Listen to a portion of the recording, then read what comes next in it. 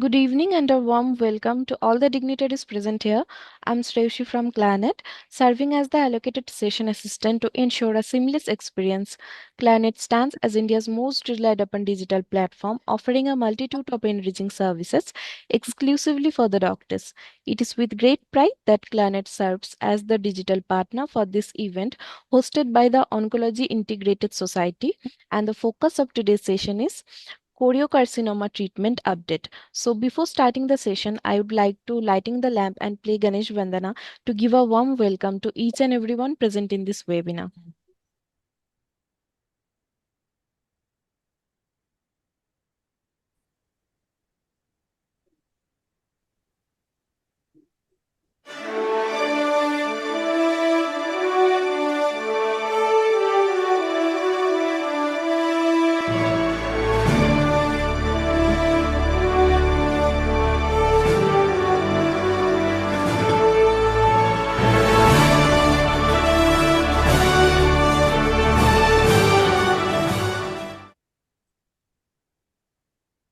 Thank you so much everyone for your patience. So let's begin today's session, for which I would like to invite Dr. Deepti Chaturvedi ma'am to take over. Ma'am is present member of executive body G. That's okay. I'm the Okay. moderator and convener. Okay. So, Thank you so much, ma'am, and over to you. Please proceed. okay, thank you. Welcome and hello to all participants, dignitaries, and uh, special invitee guests. It's a real great pleasure and an honor to hold this another episode of Cancer Webinar Series under the aegis of Onco Integrated Research Foundation in association with NIGF and GOGS, Gorakhpur, supported by Dr. Chaturvedi Cancer Hospital, Basharatpur, Gorakhpur, and electronic team of Clarinet.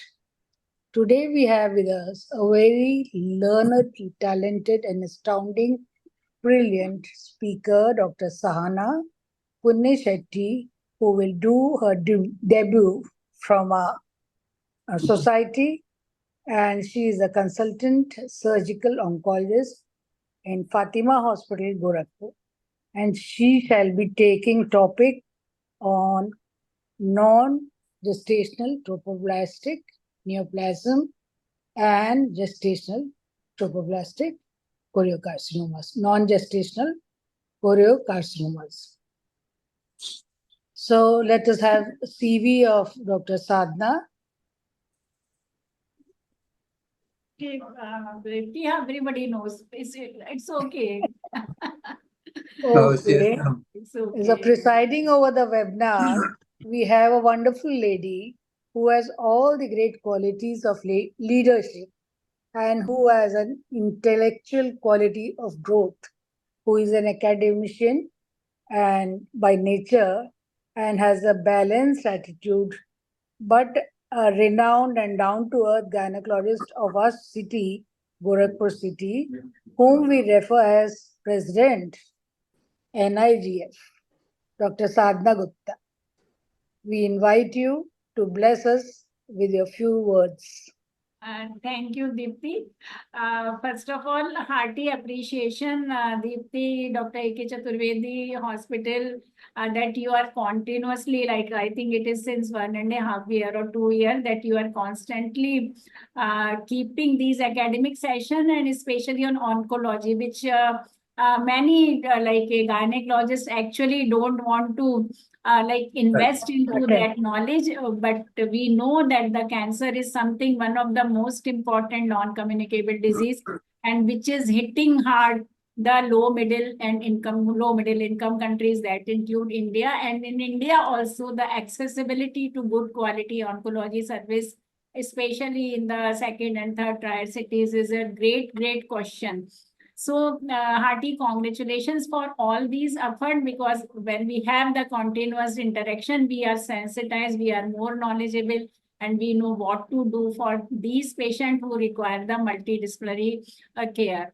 So today, the Shahana is going to speak, and it's great to have the people who are working in this specialty, especially in the oncology field, and they are doing very good work in our city during Dr. Chaturvedi Hospital, Fatima, and the many more hospitals, because that is, again, I say it is the need of the people. It may not be very paying, it may not be glamorous, but it is the thing where the patient need every kind of support, be it a clinical, surgical, multidisciplinary, financial, emotional, everything which is there, and the whole family needs support. So this is very like heartening that Sahana is going to take, and the topic that choriocarcinoma. So sometimes we see choriocarcinoma or this thing vesicular mole trophoblastic disease is okay, and every gynecologist can deal it. But always this is a something very potential issues for so many complications, and sometimes we are really troubled. And last year only I have two cases where 2 and 3 DNCs has been done, and there is a in the primary gravid patient, no child, and it is invasive mole, beta HCG is not dropping, and the patient is having irregular bleeding. So this sometimes we cannot take any vesicular mole with lightly. It requires a very protocol based follow up counseling to the patient, and always the red flag sign that this patient is might be the choriocarcinoma or invasive mole, and regarding all fertility and reproductive issue, what best decision we can take. So we are looking forward. My regards to Savita ji, GOGS, our very dedicated and a very quiet president, and we have a special association because Savita ji took charge from me for the GOGS secretary, and we did together a lot of like a trend setting program, the adolescent conference, which me and Samita as a organizing secretary was like one of the best, one of the first Foxy conference on the adolescent health, and that was in the Gorakhpur. So the Savita ji is a quiet person, but a wonderful organizer, and Alpna doing great job. She her energy and her like taking everybody, and the multitasking what she does now, like cultural activities, and this way to the trip to Banaras, trip to Ayodhya. So it is something which is really creating a lot of fellowship, very close friendship, and we are not only the just colleague as a professional colleague. These activities which Alpna is making, Alpna and Savita ji are doing in their tenure, is actually increasing great fellowship and friendship, and that is again the need of when we are talking of cancer, like all these very clinical practices becoming very taxing with all Google, with all internet. We need to have hand holding of each other, and we need a very close friendship among ourselves. So great appreciation and hearty congratulations to Savita ji and Alpna for making all every time the our GOGS members on the go and making them happy. So thank you very much, Deepti, for the invite, and we look forward to the program. Thank you so much for such kind words. It has really boosted our morale. And you are always, what you say, sweetheart. You are always a very good leader to look upon. Thank you so much. So now because Dr. Mala Shrivastava, Secretary, NIGF, is in OT, she's also doing laparoscopy, oncology surgery. So is she there? So then I'll talk about her. Mala, Otherwise, Mala. She has joined. I don't know. She is there. she has joined through a assistant. Link is there, but she's in the OT. So we'll skip. Later on, I'll introduce her. We can talk about Dr. Savita, as already Madam has said. Dr. Sadhna has told about, but I'll say that she's real an inspiration for all of us. She's a very strong lady, and she is known for her strength and resilience. And little bit of her CV, because in between she had been out of the scene and not much to be seen, and now she's back with same vigor and enthusiasm. And I saw her CV; it was really worth reading. She is now at present president Gorakhpur OBGY Society, and she has been life member of IMA, FOXY, IAGE, ISCCP, UPCOG, It's okay. Just pass on. G, It's okay. and GB Association, IMS Society, Isopark Society, and she served as a treasurer, joint secretary, secretary, vice president of the GOGS. She has been advisor of Hindi health magazine Neha, published from Gorakhpur. And as a secretary, she has organized many conferences, workshops, and CMEs. The workshops were on safe abortion in 2001 at Gorakhpur, CME on control of cervical cancer in 2002 at Gorakhpur, ICOG Zonal Conference on Adolescent Health. This is what Madam was saying. 2002 at Gorakhpur, and received presented various scientific papers at AICOG, UPCOG, and NARCHI conferences. Attended various national and state level conferences as a delegate and chairperson, and she has written articles in Hindi magazine. Neha participated in many rural camps organized by the organization Neha, received Appreciation Award on Women's International Day in 2001 for her excellent work in the field of women's health by Gorakhpur Midtown JC Branch and Agrawal Mahasabha. Welcome, Dr. Savita Agrawal, and bless us with your few words of wisdom, knowledge, experiences. Thank you, Dr. Sadhna and Dr. Dipti, for your kind words. And very good evening and happy Navratri to all. Dr. Sadhna, Dr. Dipti, Dr. A.K. Chaturvedi, Alpana, and Sahana, and all the participants of the today's webinar. Thank you, Dr. Dipti, for inviting me in today's webinar.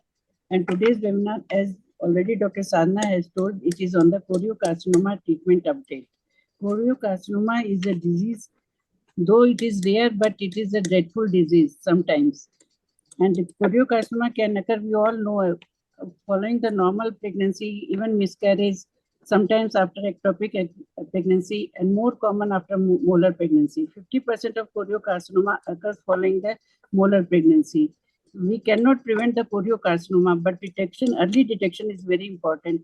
If it is detected early, it can be cured 100%.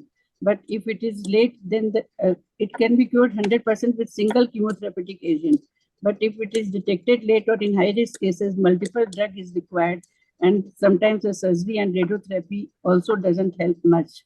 So early detection is very important in choriocarcinoma, and thus the treatment. Today, Dr. Sahana has already spoken. Dr. Sahana will speak on the choriocarcinoma treatment update. So she will refresh our knowledge, and we should not take any case of molar pregnancy lightly. It should be followed up properly with the biochemical marker beta HCG, we all know, so that it can be detected in a very early stage and can be treated. So I wish good luck to all the organizers and the Sahana for this talk. Thank you. And now over to Dr. Dipti. I welcome Dr. Alpna, who doesn't know her, Secretary of GOGS Society, a woman full of love, laughter, glamour, and already she has been appreciated a lot by Dr. Sadhna, and she's a very hardworking woman, gynecologist. And she has always had innovations to her work, and I welcome her. Little bit about her CV. She runs a testy baby center along with a super specialty hospital in Gorakhpur, Anand Lok Super Specialty Hospital. And she is now the secretary of GOG Society. She has been secretary of WDW, and she has fellowship in ART along with her UG and PG from KGMC Lucknow. Welcome, Dr. Alpna.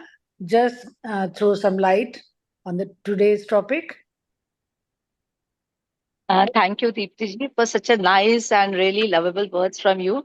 And really, it adds to these words only make me and gives me innovations to do something. I'm really Mm. thankful to Dr. Savita ma'am and Dr. Sadhna ma'am for really giving me the appreciation. And these people are really my guides. You people are only my guides. And whatever I think, whatever I take the guidance from them only. And really, I'm thankful from the bottom of my heart to these people. And I welcome everyone in the society. A very, very happy Navratri to everyone. And really a heartily congratulations to Dr. Deepti ma'am, to you and to this Dr. A.K. Chaturvedi sir for organizing such type of CMEs and webinars which are really enriching our knowledge. Cancer is one thing which we are also very afraid of, and we think, अरे यार ये हमारा segment नहीं है, ये तो वो लोग जाने. But once you people train us, then we think over to those aspects, and then we think, yes, we can also do, and at least guide our patients to go to the right way, what to do next, because other things we can manage, but once it comes to the topic of cancer, we think no, we should guide the patient and go to the right man, to the right track and the right treatment. And really, I'm really privileged to be the part of this webinar. And really, Dr. Deepti ma'am and AK sir, we are really grateful to you because you always keep on posting some things or the other about cancers or not, and I always go through these. How And nice. then The brilliance is seen on your face. no, it's not that really. And I'm really thankful again, once again, to Dr. Sadhna ma'am. And today's topic, choriocarcinoma, as you said, choriocarcinoma is really a very deadly trophoblastic disorders. I just give a gist because Dr. Shana is there to elaborate to us. Just for the gist, I can only say a few words about it. That it is a it is a very drastic trophoblastic disorders, and it can be gestational as well as it can be non-gestational, usually seen in the females, but it is also seen in the males. And both have got a different pathophysiology and different prognosis. So, Exactly. gestational is usually because of it is only found in the uterus, gestational especially, and it originates from the placental bits or from the placenta only. And one thing only I can comment is it has got a very, very good prognosis. I suppose I'm right in saying all this because I'm talking in front of the experts who are really very, very well versed in the choriocarcinoma and all that, especially Dr. Sir, Dr. A.K. Katirthi sir, and Dr. Deepti Man and Dr. Shana. And it has got a very, very good prognosis once the treatment is taken at the right time. Even I think even if the metablast, even it has the secondaries are there in the lungs, then also gestational choriocarcinoma has got a very, very good response because I have seen one of my patients. She conceived, then twice she had this problem. She had the metastasis also. We sent her to the Patna. There she took the treatment, full-fledged treatment over AIMS over there. And now after 2 years of full-fledged treatment, again she's pregnant and now she's having 6 months pregnancy. So this is a very good, but it has got a good prognosis. Yeah. And once again, I welcome everyone and thank you, all of you, for giving me the time to give. And really, I would appreciate your efforts and all. Thank you, madam. Thank you, Okay, Deepti must ji. be Thank very you, sir. thankful. And thank We you, too are. Sadhna ma'am and Dr. Savita Agrawal ma'am, because they are mentor and guide for having all these activities. Yeah, Thank truly. you. Okay. Just remain with us and listen Yeah, also. yeah. See, my dance teacher has come, so Acha, we are dance. practicing. But Okay. still, I'll be there till we start with the practice. Okay. Thank you so much Okay, for okay. Thank you very much. that is what na multitasker. अच्छा है ना mute हो गई तुम muted okay, never mind. Okay, so and now again we have with us the person, the man behind these cancer webinar series, Dr. A.K. Chaturvedi, a renowned senior oncologist and the proud owner of Dr. Chaturvedi Cancer Hospital, with a record experience of treating cancer patients of about 40 years and has been past president of UPRI and had extra trainings abroad, many awards and publications to add extra feathers to his cap, and a thorough gentleman, yes, Dr. A.K. Chaturvedi. Now I hand over the dais to you. Dais is all yours. and you can give an elaborate to the subject and introduce our speaker. Questions will be put in the chat box and they'll be discussed at the end of the meet. So, welcome, Dr. Thank you, Eka Dr. Chaturvedi. Deepti. Thank you for introducing me. And thank you all, Dr. Sadhna, Dr. Alpana, and everyone who has come, Dr. Sabita, for nice words. We have started this, our Oncology Integrated Foundation, with the intent to give a common platform for the cancer patients' treatment, so that the like-minded people can come and discuss their problems on this particular platform. So today we have come with a new topic, choriocarcinoma, and that this is a very important tumor. It usually occurs in adolescents between the age of 20 to 30 years. Choriocarcinoma is an aggressive tumor. If not treated properly, it will be fatal. If it is treated properly in the early stage, it is 100% curable disease. So the choriocarcinomas usually are of two types: choriocarcinoma gestational and non-gestational, and third is unidentified. So gestational, that follows after gestation, maybe after miscarriage, abortion, ectopic pregnancy, or molar pregnancy, when the egg is fertilized. And primary non-gestational choriocarcinoma of ovary is or testis, is rare ovarian germ cell tumor, and this is arising from primordial germ cells. So it could be in the male or it could be in the female as well. But in the male, it is very fatal, and female also, if not treated properly, it is also fatal. Early diagnosis and treatment are important for better prognosis. Non-gestational carcinomas has got worse prognosis than the gestational one. And on these topics, we are inviting our learned newcomer in the Gorakhpur, Dr. Sahana Punne Shetty. She is MCH Gynec Oncology, and she is MS Gynae. She did her MBBS from Mahadevappa Rampura Medical College, Kalburgi, Karnataka. Then did her MS ESI Medical College and Research Center, Bengaluru. She did her MCH from Christian Medical College, Vellore, which is a well-known center for the cancer treatment. It's a nice center and world famous center. Professional experience, she is right now working as consultant in the Fatima Hospital. Earlier, she was assistant professor in the Department of Gynec Oncology, CMC Vellore, Tamil Nadu. And she passed out. She has got many publications to her credit, many posters, many publications, and she has attended many national and international conferences. She has got interest in skilled.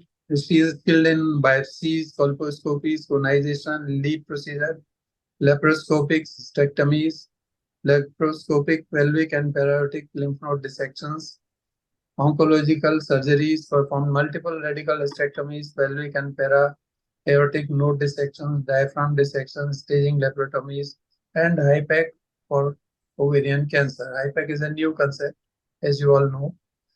She is also expert in, she has assisted in robotic surgery, assisted in robotic endometrial cancer surgeries, bowel resection, anastomosis, exentration, ileal, thondite, and stoma creation. So she is well experienced in gynec oncology. So I invite Dr. Sahana for her lecture, for her presentation. Kindly, stage is yours. Go ahead with that. Thank you, sir. Thank you for your kind words. I'm falling short of words. It's my privilege to be a part of this society, and I would like to thank Sadhna ma'am, Alpana ma'am, Savita ma'am, Mala ma'am, and a special thanks to Dipti ma'am and sir for their continued efforts to bring oncology as a new branch and establishing it, and encouragement for the new doctors and giving them this platform. Thank you, and I would also thank Clarinet for this association and encouragement. I'll share my PPT, sir, now. Okay.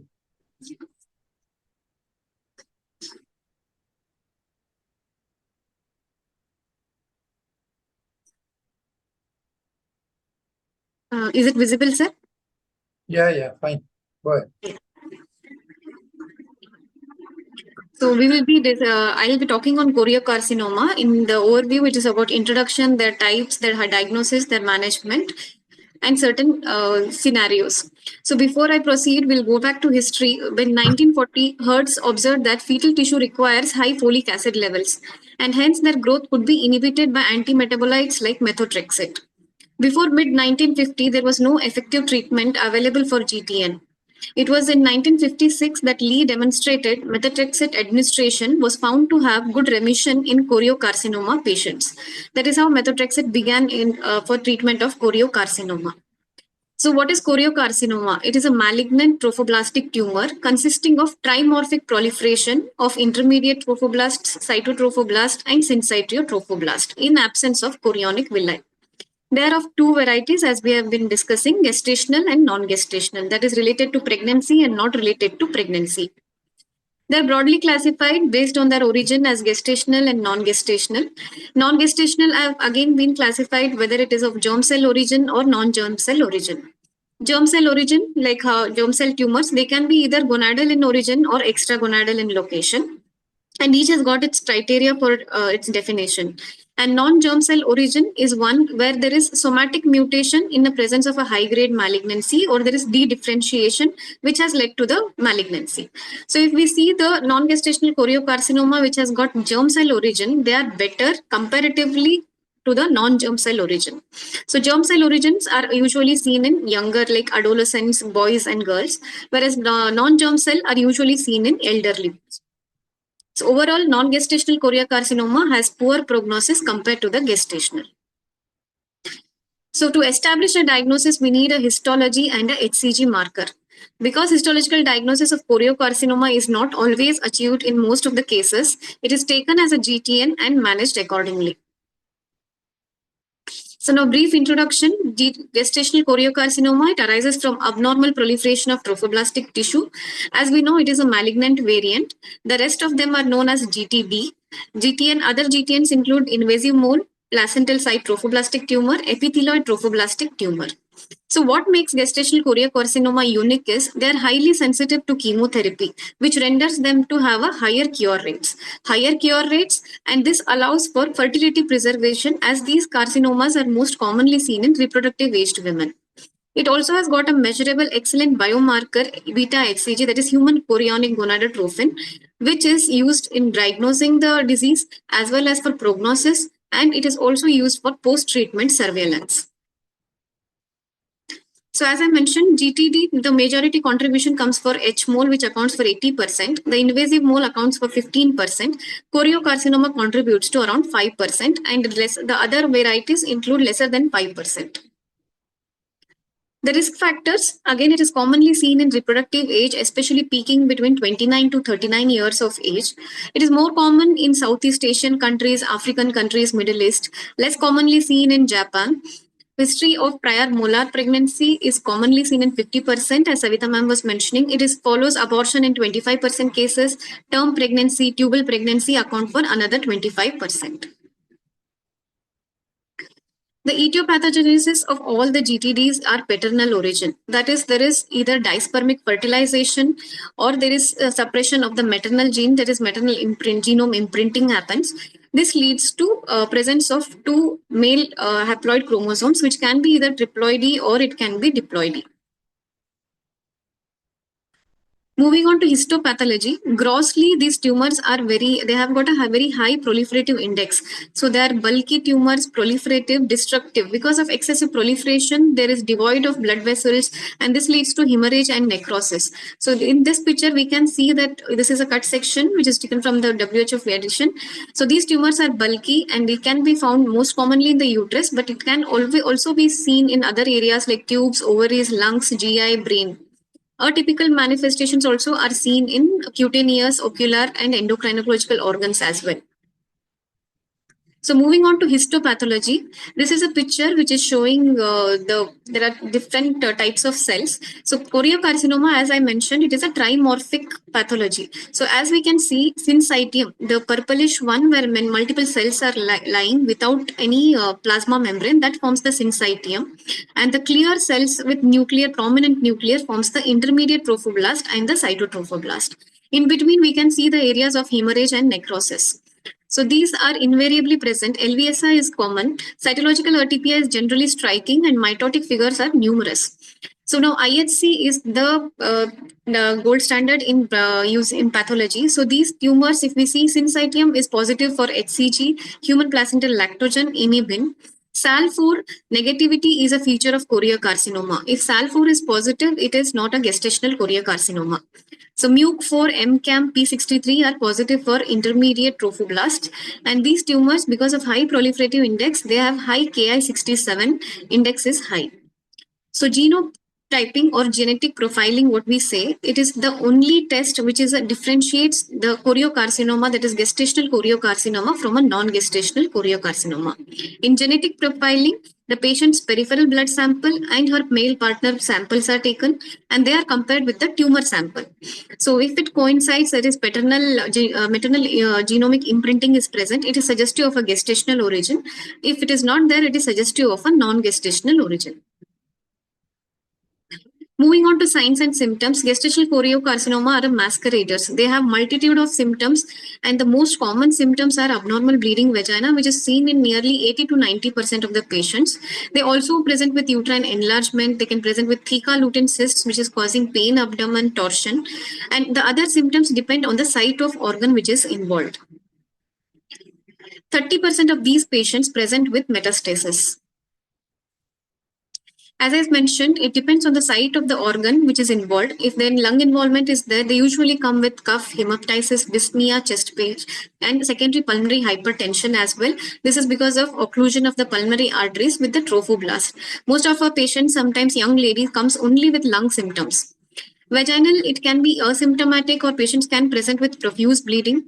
Liver, again, asymptomatic to capsular rupture and hemorrhage. Brain, they can present with focal neurological deficit, convulsions, intracranial hemorrhage. Sorry. The pattern of spread, if we see early hematogenous spread, is characteristics, and that is why it can be fatal if it is not treated.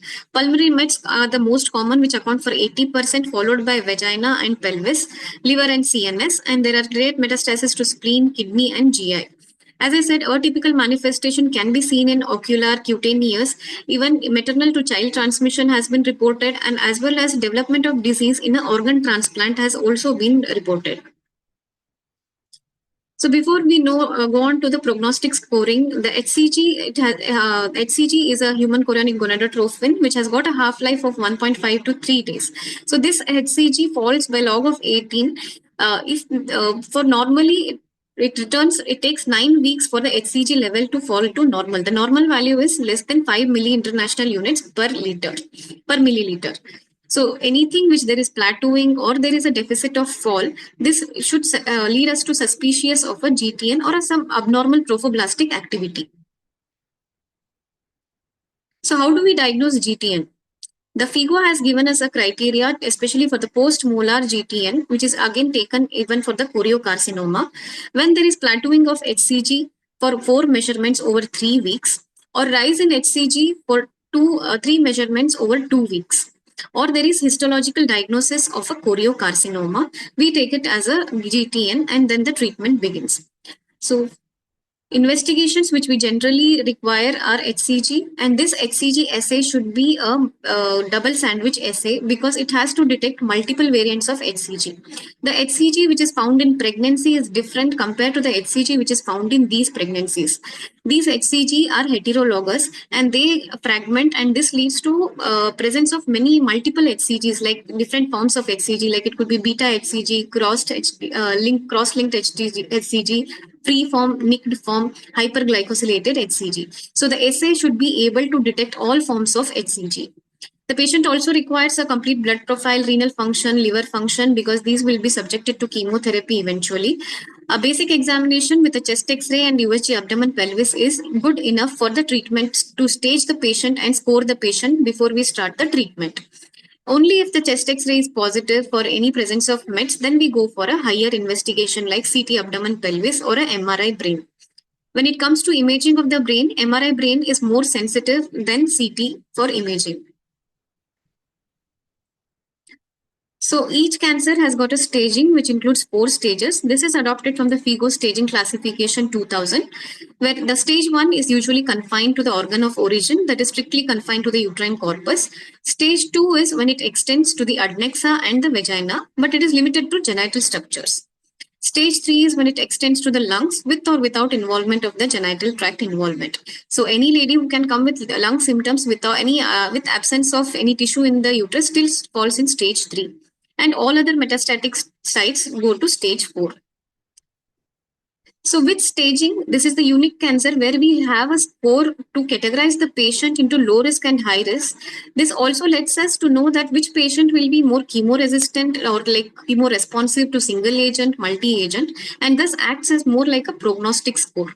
So this was devised by WHO and is now accepted as a FIGO score. This includes 8 features are taken, that is age of the patient, antecedent pregnancy, interval from index pregnancy, pre-treatment HCG values, larger tumor size, the site of this metastasis, number of metastasis, and previous failed chemotherapy. This is where the usual confusion comes, that which value is taken as a pre-treatment HCG value. It is always when the patient is referred to you because of not falling HCG levels, that value is taken as a pre-treatment HCG value and not the HCG which is diagnosed at the time of her molar pregnancy. As we can see, there is no number 3 in this scoring. So any patient who falls in 4 is considered as a very high risk and they automatically fall into the high risk scoring. Involvement of brain, liver, GI is taken as high risk. So based on these scores, they are given and categorized into low risk, high risk, and ultra high risk. Low risk includes 0 to 6, high risk is 7 to 12, and ultra high risk is more than 12. Based on this score and the stage, they are categorized as a stage, which is mentioned in a Roman letter, colon. Score is given in an Arabic numeral. Moving to treatment, chemotherapy is the gold standard and primary modality of treatment for these patients. For low risk, again, because choriocarcinoma is always taken as a high risk thing, these patients are uncommonly to fall in the low risk category. In low risk, we give single agent chemotherapy with cure rates nearly 100%, and high risk and ultra high risk need multi-agent chemotherapy, and still we can see that the cure rates even in this category is 80 to 90%. Low risk gestational choriocarcinoma, it is an uncommon entity. 8-day methotrexate is the recommended first line of treatment for these patients. Patients who are have developed toxicity to methotrexate or are having contraindications, they are given the option of actinomycin. There are different regimens, but the 8-day is the ideal regimen with a success rate of 74 to 90%. Where it is similar to the one which we give in ectopic pregnancy. Methotrexate is given as 1 mg per kg IM on alternate days with folinic acid to give us folinic rescue. This is repeated every 2 weekly. So all the chemotherapy here are given every 2 weekly till her HCG levels, with monitoring of HCG levels, till they fall normal, that is below 5 milli-international unit per ml for 3 consecutive weeks. This is followed by giving of consolidation cycle for 2 to 3 cycles. The next is actinomycin. The most commonly used actinomycin regime is 1.25 mg per meter square IV every 2 weekly, which has got a remission rate of 69 to 90%. This is more convenient, more practical, and more adherence with the patient. So if we see methotrexate and actinomycin, methotrexate is always preferred first because of the toxicity profile is better with methotrexate compared to actinomycin D. Actinomycin toxicity patients can develop, especially those IV reactions. That is an irritant. So they typically develop reactions to actinomycin, but still it is a better drug when patient does not respond to methotrexate. So chemotherapy resistance, how do we know resistance is when there is it is indicated by plateauing of HCG values over 3 consecutive cycles, or there is rise in HCG, that is more than 10% change over 2 consecutive cycles. So anything this, if there is any point of treatment, if we encounter these kind of things, we restage the patient with again a imaging and calculation of a new score and a new stage. So second line agent is then initiated depending again on whether the patient falls into low risk or high risk. Hysterectomy with bilateral salpingectomy can be considered, especially when the patient has completed her family, and it is not a replacement to chemotherapy. It is only hysterectomy. Doing a hysterectomy, we are trying to reduce the tumor bulk and trying to put the potent cells into active mode. The cycles, we are trying to put the cells into the active mode so that they are more responsive to chemotherapy. Moving on to high-risk gestational choriocarcinoma, multi-agent chemotherapy revolutionized the treatment of GTN since 1970. The primary drug was used only as MAC, that is methotrexate, actinomycin, and cyclophosphamide. This was followed by Chamoka, which also had good response, but the toxicity profile was too high. Etoposide addition to the imaco had higher remission rates and tolerable toxicity profile. Patient adherence to imaco was also very good. The complete response rate was seen 62 to 78% with a survival rate of 85 to 94%.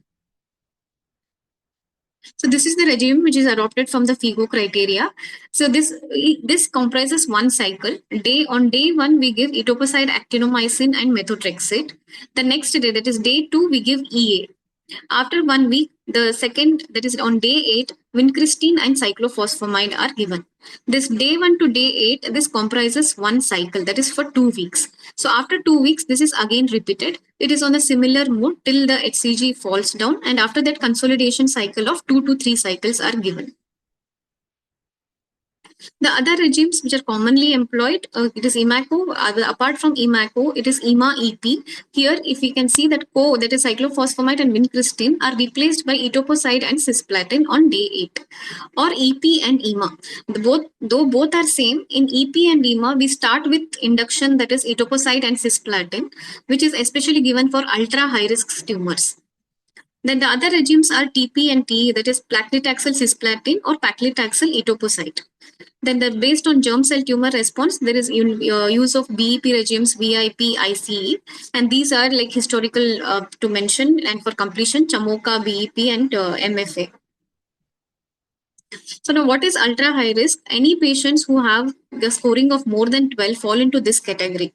They have poor prognosis and require immediate induction of chemotherapy. That is, we start the chemotherapy with etoposide and actinomycin, where this is given to avoid tumor lysis syndrome. That is, the tumor load is so high that if we give the imaco at the regular dose, patient might collapse because of the dying cells. So here we induce with etoposide 100 mg per square meter and cisplatin 20 mg per square meter IV. This is given every 7 days for 1 to 3 courses depending on the patient's response prior to initiation of imaco, or it could be EMA-EP as well.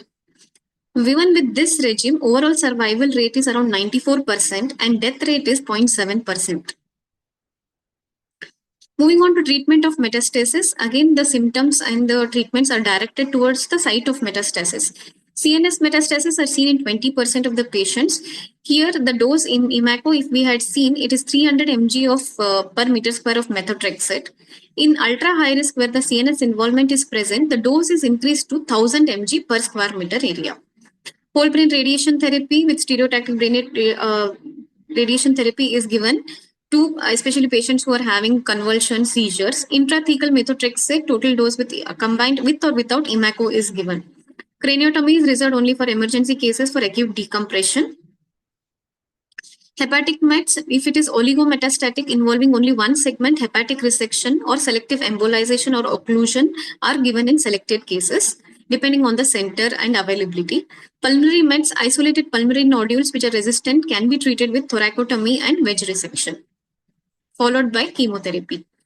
Vaginal mets are seen in 4 to 9% of the women, and 30% of these women experience significant bleeding. Especially these lesions, if they see, we are very friable and should never be biopsied, and they are located typically on anterior wall of the vagina.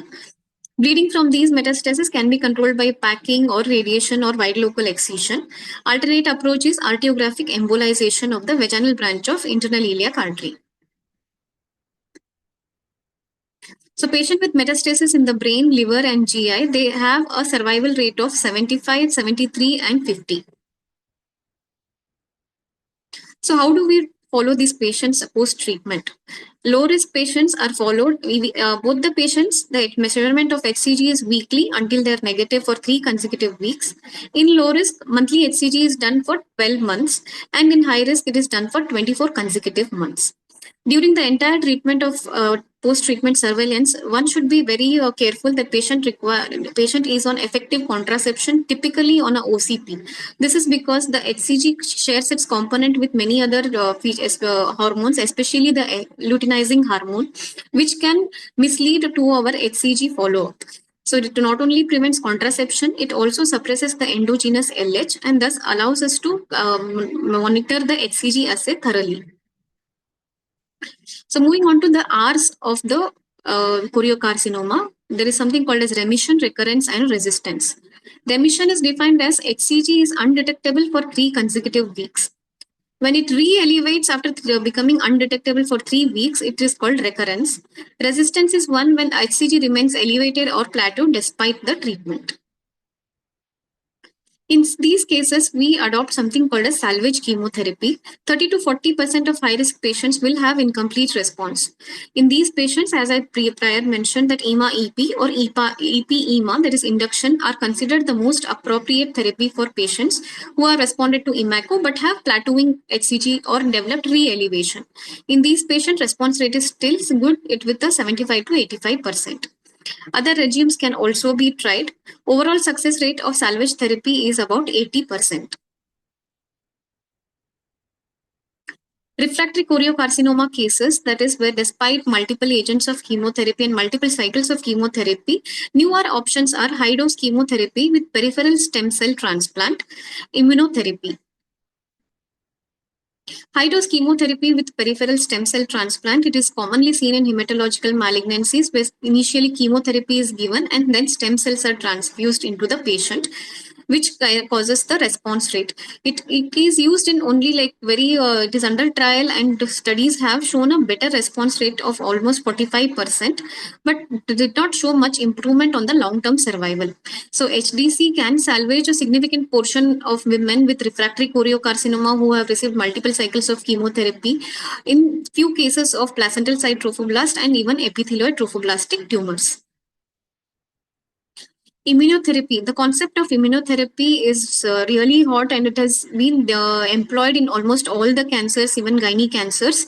So if we see here the T cell, this is the cell which is in blue, and the tumor cell. It has got a programmed cell which is PD1 and its ligand PDL1. So when these two together they combine, it prevents the T cell from mounting an immune response. So when we are using a PDL1 inhibitors, pembrolizumab, this interaction is inhibited and it allows our T cells to become active and act against these cells. So pembrolizumab showed a durable response in metastatic choriocarcinoma case. There are multiple drugs which are under phase 2 trials for and supports its use in refractory cases of choriocarcinoma. Avelumab is another such drug which supports its normalization of HCG values. The other agents which have been tried are gemcitabine, capecitabine, 5-fluorouracil. And these GTN tumors, they strongly express these PDL1 ligand among them, and hence they are really good responsive if we employ the immunotherapy. So these are the few trials which are under phase 2 trial which are being employed, like avelumab, pembrolizumab, and dostarlimab, and the results of these trials are awaited. So cause of death, if we see in these patients, it is one is if they're not being treated at the right point of time, and hemorrhage from metastatic site, especially the lung, GI, they account really nearly for 42%. Pulmonary insufficiency, toxicity to chemotherapy, embolization, pulmonary embolism, obstructive uropathy, chemotoxicity, and even sepsis. Hysterectomy indications for in these tumors are when women has completed her family, no longer desires to keep the uterus. Chemo-resistant diseases to control uterine hemorrhage, especially if the imaging is suggestive of a tumor so big that it is involving myometrium, causing thinning of the myometrium, where there is impending risk of having a uterine perforation and hemorrhage into the peritoneum. This reduces the tumor load, puts the cells into an active mode of the cycle, and make them more responsive. Non-gestational choriocarcinoma, a little highlight on these tumors. So as we know that gestational choriocarcinoma, they're highly responsive to chemotherapy, and one of the theory which is postulated is because they don't have P53 aberrations. P53 is very notorious, and these tumors are very bad tumors. In non-gestational, P53 is especially implicated in its etiopathogenesis. These tumors, again, as we initially described, they are either of germ cell origin, non-germ cell origin, which can be again gonadal, extragonadal.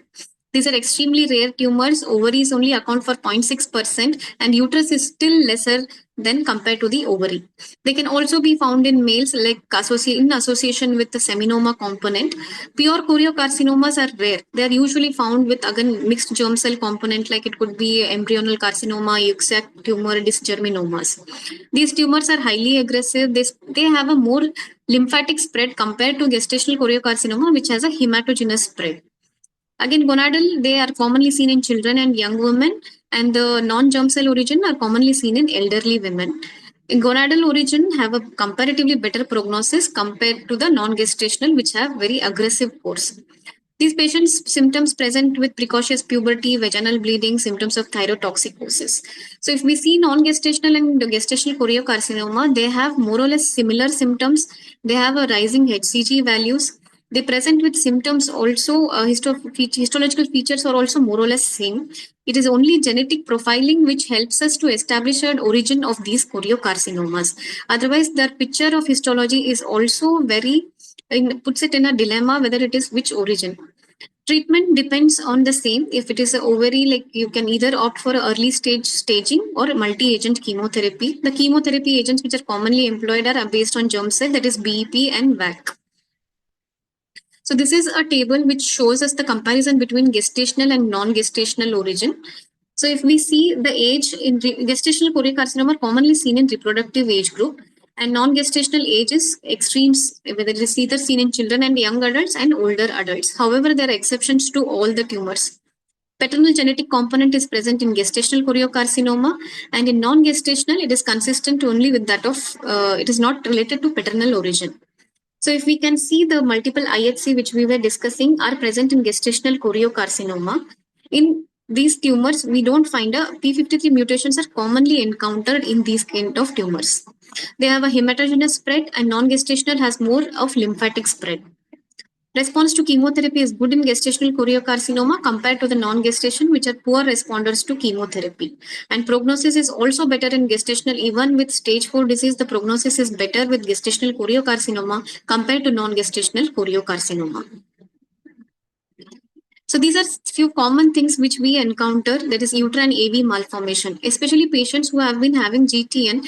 They're commonly on imaging, ultrasound or MRI, they are found to have the AV malformation. These patients can be asymptomatic and or symptomatic. They'll usually come with intermenstrual bleeding, continuous menorrhagia. So this can persist for months to year post remission. Even after a GTN treatment, if the patient is having a lung mets or a brain mets, the lesion takes time for disappear even post treatment. It usually gets fibrosed and it takes months for it to completely disappear. So patients can present with menorrhagia. If she is young woman, she'll have difficulty in conceiving. So the diagnosis is established with uterine Doppler or a MRI imaging. Treatment again depends on the need of the patient. If patient is willing for fertility, uterine artery embolization can be tried, but again the fertility rates will be poor with the embolization. And hysterectomy is offered to those patients who have completed family and who are having very intractable symptoms.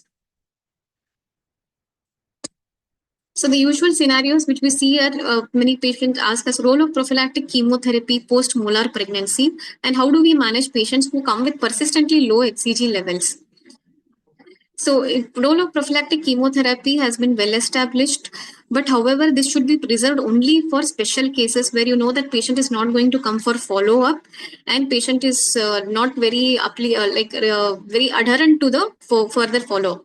So this reduces the post-molar GTN to 3 to 8%, which can, if in absence of chemotherapy, it will be 15 to 20%. By giving prophylactic chemotherapy, that is methotrexate, we are trying to reduce to 3 to 8%. And how do we manage patients with low HCG? Is thorough HCG assay is very important, because we know that there is something called as glycosylated HCG molecules, which are bigger molecules. and they are taken as phantom HCG, and they can give you false reading. In such cases, you do either a urine HCG because they do not cross the renal tubules and it will be negative. Second is the HCG assay should be really good, and we can dilute the serum. If it is false HCG in dilution, it won't be detected. If it is a true HCG, in dilution also we will get to know the HCG value. So next is to rule out quiescent GTN. Quiescent GTN is it is a condition where HCG levels persist over like 4 to 6 months continuously in the range of less than 200 milli-international units per ml. In such patients, it is important that there is one form of HCG which is called as glycosylated HCG. Presence of glycosylated HCG helps in trophoblastic invasion, establishing the pregnancy. So if this is found, it means that patient is at risk of developing a GTN. So these patients should be on periodic follow-up and should not be over-treated with chemotherapy unless and until it is proved that it is malignancy. Thank you. Yes, any questions? Clarinet team? Are there any questions in the inbox? Okay. What will be the dose Am of I audible prophylactic or not? chemotherapy? Ma'am is asking a question. Yes, ma'am. What will be the dose of the prophylactic chemotherapy in low risk cases? If the Ma'am, patient is not coming it is 1 mg per kg body weight, ma'am. for how long? Ma'am, just one of dose, single- ma'am. One dose. Yes, ma'am. Okay. IM. Yes, ma'am. I am, ma'am. I am, ma'am. Okay. Thank you. Yes. Sahana, you have covered very nicely all the aspects of the choriocarcinoma, its treatment, signs, symptoms, and diagnosis, and risk score and prognostic value, and the treatment very nicely. I had some work, so that I told Dipti that I will leave in between. But your lecture was so good, so I didn't feel like giving it. Yeah. Thank you, ma'am. Dr. Yeah. Sahana, And kudos to you. really, it was very nice presentation. You have covered every aspect, starting Thank you. from all types of chemotherapy in the low risk group, medium risk group, and high risk group. So you start from methotrexate to MACO and EMA, EP and all. Then you have come to this immunotherapy. So pembrolizumab and avelumab. These are very common, and we are waiting for the results. Yes, sir. This in advanced choriocarcinoma, it's very difficult to control. Hmm. Really very difficult. And Yes, especially when the lung mets are there or it has gone in the brain, it is very difficult to treat the patient. Craniospinal radiation we can continue along with intrathecal methotrexate, 12.5 milligram. Yes, sir. Thank you. Yes, sir. But And I think the counseling part is also very difficult in these patients because they don't understand GTN is a malignancy. It is easy to explain them as a cervical malignancy or endometrium, but GTN malignancy, it's too difficult to tell them the diagnosis. Very good. So it's really very nice, and we would like to have such type of presentations from your side. Since you are MCS gynec-oncology, that too from Adyar, I'd love to have you. Definitely, sir. I'll be more than happy to be a part of this. Most welcome. Yeah. Welcome. Thank you so Bright much. and Is brilliant. there any question? You can go ahead with that. And, I have to see one page. No, it's now concluding. Okay. Any other questions I'll take.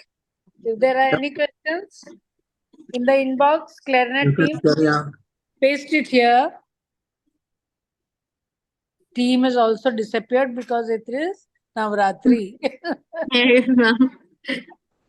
Anyway, I'll conclude with this kind words. Thank you so much for accepting. Thank you, ma'am. And thank you, Dr. Sadhna, ma'am, Savita. I think there's one question, ma'am. It's how frequently to follow up. Ma'am, it is better to follow them at least every 15 days. Yeah. Anything without follow-up is incomplete. Any Yes, cancer or even our simple obstetrics also, we should do a follow-up. Gynae also, we should do a follow-up.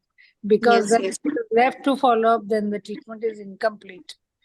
फिर वो Yes. इल्जाम सब अपने सिर पे ही आएगा. So, and instead of regressing, it will expand more and it will Yes, metastasize. yes. Yes, ma'am. So, can we end now? Are there any other questions? Even if they are quiescent, that is what she has asked. The doctor Yes, ma'am. Vijay, That's what I'm. How frequently to follow quiescent GTN cases? even if they are Because quiescent. weekly, yes, ma'am. Weekly is little difficult for patient to adhere to follow up. So even 15 days should be better. Yeah, that is sufficient. And HCG titers will be seen and Yes, medicine ma'am. accordingly will be taken. So nice of you, very nice and intelligent, elaborate, Thank you so much, ma'am. and crisp talk. We were all enlightened by the extra things that you added to your deliberation, and Yes, ma'am. always be calling you again and again.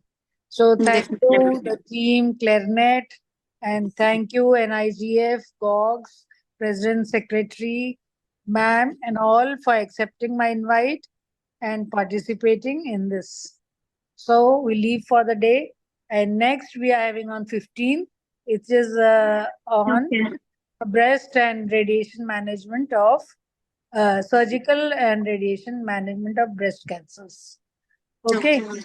on Okay, ma'am. 15th, 5 p.m. Thank you all. Thank you, Thank ma'am. you, Thank you. ma'am. Thank you, Okay. ma'am. Thank you so much, everyone, for giving us the opportunity to host the session. So, with all Thank your you. permission, I'm closing the session over here for today. Thank you so much. Good night. Okay. Happy Navratri once again. Same to Happy Navratri, ma'am. Time.